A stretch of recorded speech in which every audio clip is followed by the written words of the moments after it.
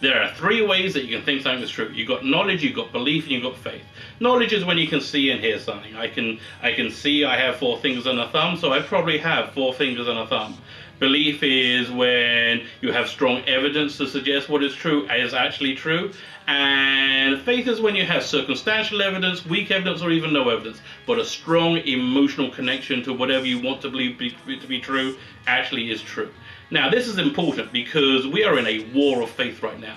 And I'm not talking about the clashes with radical Islamic terrorism, which are happening with increasing and just terrible regularity. I'm talking about the war of faith that has divided America, basically 50-50, and much of the Western world. A great example of which is the Paris Weather Accords. I saw people going on TV who were not experts, politicians and pundits, saying with absolute conviction and grim certainty that this is the death knell of the world for future generations. And they may well be right, but they don't know that because they believe that, or more in fact, they have faith in that, because that is a faith-based evaluation. These Paris Accords were, from what I can tell, completely toothless. There's no way of enforcing them, and even if they were enforced, it seemed to make little to no impact on the carbon footprint of the world.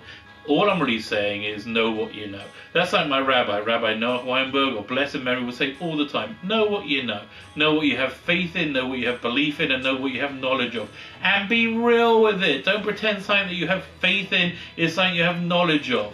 If somebody's told you something, you know just that they've told it to you with their agenda and their bias. The more that you have clarity on you knowing what you know, the more you can be the person you want to be.